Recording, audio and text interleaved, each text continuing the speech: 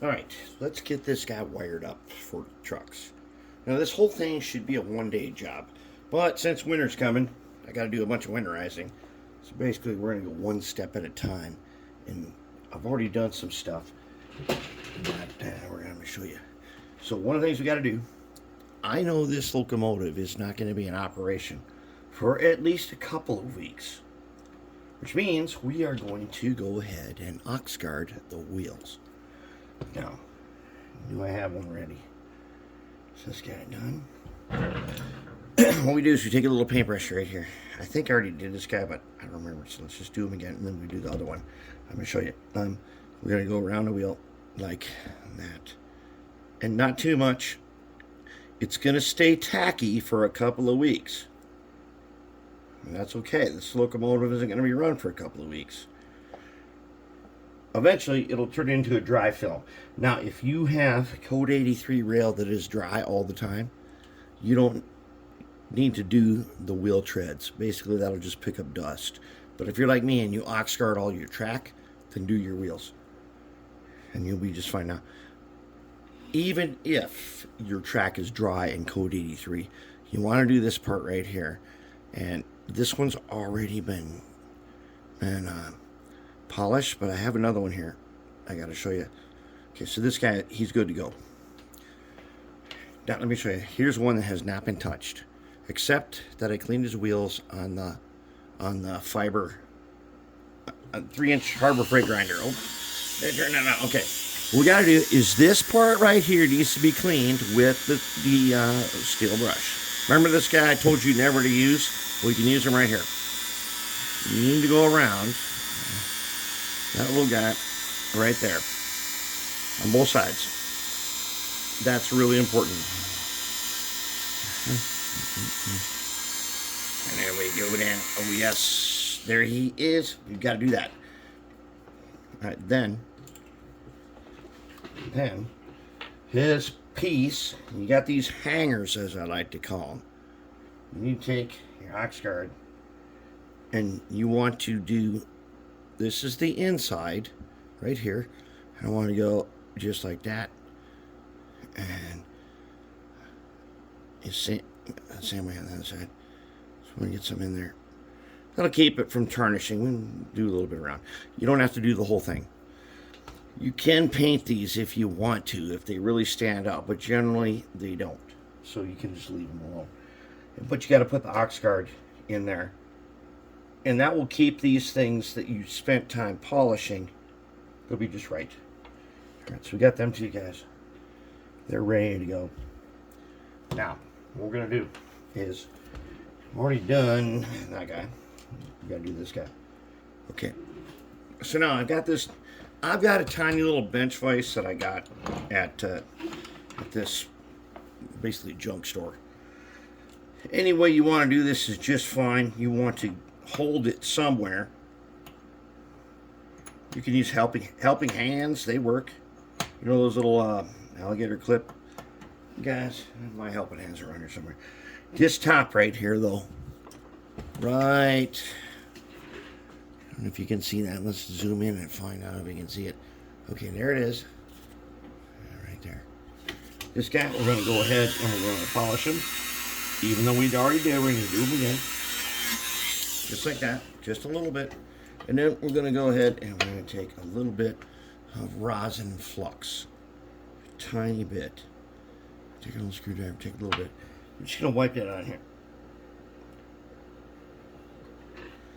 Alright, now we're going to take our soldering iron and we're going to clean them with the steel brush. We're going to put them in the tip tin for a sec. Oh, not that much. Dang, we put it in there too far. It's okay though.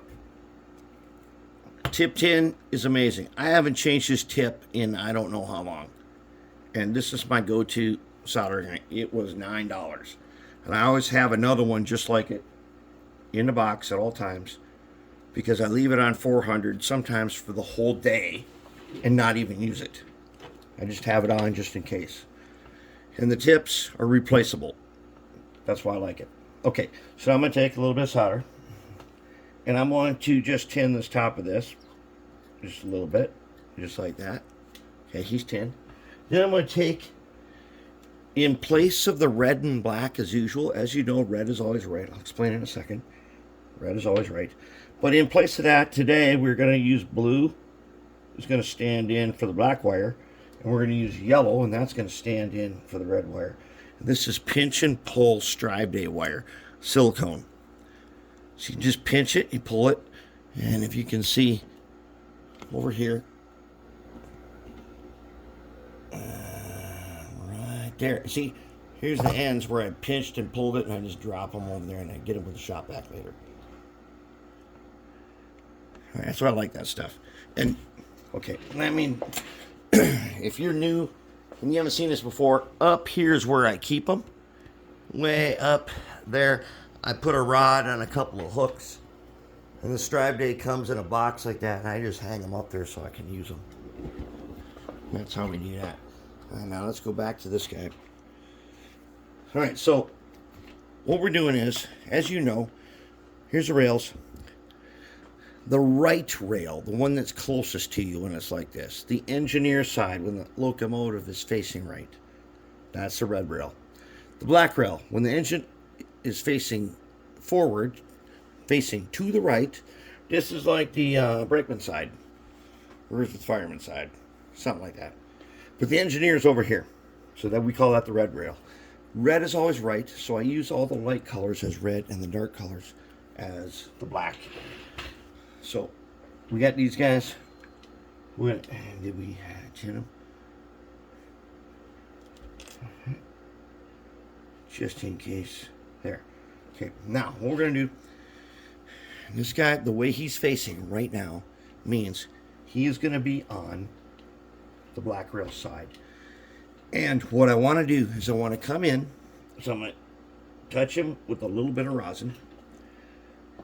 I don't want to solder him on like that, because it'll just bend up, pinch off, and eventually break off. So I want to solder him. This guy is going to be that guy. Okay, so he's going to go that way. Okay, so what I want to do is I want to solder him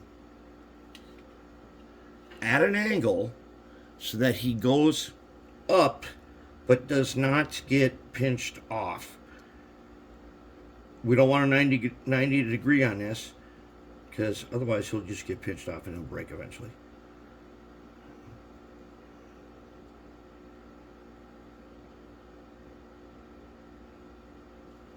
Like that. All right, let's zoom in and see what we did. Okay, knowing that it's that truck right there, that hanger is now, he is now going to go, he's going to go right here. Like that. You'll see in just a second. Let's get the other guy, done, and then we'll have it. All right, so this guy here is going to go over here, and we want his wire going that way. Let's just put him in our little vise. This vise is pretty handy. At the junk store, I don't know why, it was like $5. But you can use anything you want to. So let's just take some rosin and put it on where we tinned. Just like that. Just a little bit. Right now. Same thing. He's going towards the inside, and he's going that way. We don't want him on there at 90 degrees, or he will break off. So we're going to put him on here at about 45 degrees.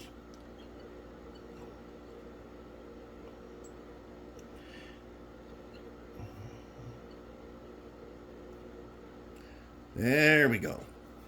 That's how you do it. All right, so now we got him. Okay. Now we're ready to go ahead.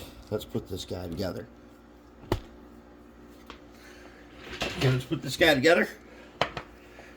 So we've already done our gear tower. We've already put our red lithium. We're going to put a little more. Let's put a tiny bit more, because we're going to put in these wheel sets. Let's get some mag 1. And let's just do a little bit, like, remember, you don't need much of this. This is the one I didn't test, so it probably doesn't have any in it. You don't need to go all the way around. You just need to wipe it in there. Just a tiny bit, and that's all you need. Red lithium is basically a soap with lithium in it. And it stands the test of time, as I've told that story many times. It stands the test of time basically forever. We already checked the wheels with our NMRA gauge. We can drop them in just like that. Okay, so now the trick is this. The hanger's got to go on, all right? And we got to know which way we're going to face. We're going to face this way. Let's do a little bit with our grease. Okay, so the hangers are going to go on. This is the rear truck. So the hangers, where we ox guarded, they go on the ends of those wheels. And then I'm going to show you the tricky part. The real tricky part is the fact that this type of truck has a locking bottom plate that locks the side frames in. And what happens is, here's the bottom piece. And see those little tabs right there? Right here and here? A lot of people break those off. Or the thing is filled with Teflon grease, and after a while, these things get brittle and they just break off anyways. But we can't put this on without putting on the side frames first. Because if you can see, do you see how that is? Got a notch in it? These little guys right here. See that notch? That notch has to line up inside here. And when you put the bottom plate on, the notch in these gets locked in place. So in these, let's get a pointer. All right, so in here they are. In these little sockets right here and here and there and there. That notch has got to be all the way in there. And then you put the bottom plate on.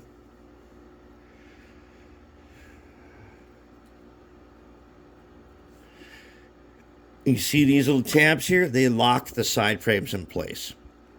That's what they do. Now on these 4 axles, they're usually not directional. But on 6 axles, they might be. They might only go one way. But on these, they go both ways. Okay, there we go. Now we got it. That is a wired up truck. Put them on the track over here, along with their other one. They're both on there, and they're both lubed. And how are we feeling here? Does it feel like it's a good truck is the question. I think it does. Ooh, I think it's nice and smooth. Yeah, we like that. Okay, we like it nice and smooth. Okay, in this phase here, I want to show you one other step. Okay, here is, I was going to replace this decoder, but I was going to replace it with the DZ123, and I'm thinking, well, why? There's probably nothing wrong with this. Once we get it loaded up in the computer, we'll find out. We'll do a little bit to tune up the motor. We can do that. These guys here, I paint the inside so I got contrast so I can see what I'm working with. When you do that, see these 2 holes? Those 2 little things, they fit in there. What I do is I take some graphite powder, I put it in this little candle holder, and I take a makeup brush, get a little graphite on it. And you want to do this on the bottom. Otherwise, sometimes this paint can turn to glue. And we don't want that. This thing gets screwed in there anyways. We don't want to turn to glue and get glued in there. We want it to fit nice and smooth so that when we undo the screw, we can take it right out. That's the gunner frame. All right. So we're pretty good. We're set up. Trucks are wired up. The next step is going to be, we're going to put the worm gears in and everything. You won't need these 2 guys in there. We're going to tune up that motor, and then we're going to do worm gears and stuff and get them all operational. That's what I got for you today. And anyway, I'm going to get buttoned up for winter here pretty quick, because we can do this. We could do this job in one day if we needed to.